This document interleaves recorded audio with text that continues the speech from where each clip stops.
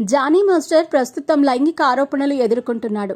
ఢీ contestant శ్రేష్ఠి వర్మ మీద Johnny master పలుమార్లు అత్యాచారం చేసిన ఘటన మీద ఇప్పుడు విచారణ జరుగుతోంది.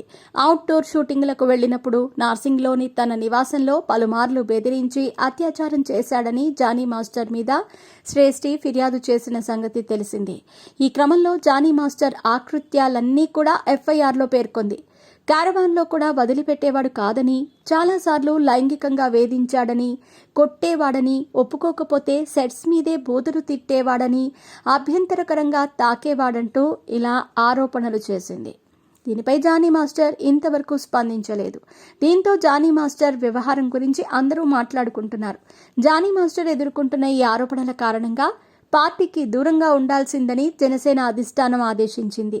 దీంతో పొలిటికల్గా, సినీ కెరీర్ పరంగా జానీ మాస్టర్కు ఇక ఎదురు దెబ్బలు తప్పవనిపిస్తోంది. చూస్తూ ఉంటే జానీ మాస్టర్ కెరీర్ ఇక్కడితోనే క్లోజ్ అయ్యేలా ఉంది. ఒకవేళ ఈ కేసులో జానీ మాస్టర్ దోషి అని తేలితే కఠిన శిక్షలు పడేలా ఉన్నాయి. జానీ మాస్టర్ మీద ఇప్పుడు సోషల్ మీడియాలో ఓ రేంజ్లో ట్రోలింగ్లు జరుగుతున్నాయి. మరీ ముఖ్యంగా వైసీపీ కార్యకర్తలైతే జానీ మాస్టర్ను ఏక్కేస్తున్నారు. జనసేన పార్టీ మీద కూడా విమర్శలు చేస్తున్నారు. జానీ మాస్టర్ వెంటనే పార్టీ నుంచి సస్పెండ్ చేయాలని డిమాండ్ చేశారు. ఇక చివరకు జనసేన అయితే జానీని దూరం పెట్టేసింది. తాజాగా పూనం కౌర్ ఈ ఘటన మీద స్పందించింది.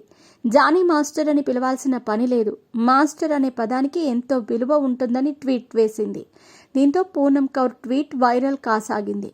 అందరూ పూనం ట్వీట్కు మద్దతు తెలుపుతున్నారు.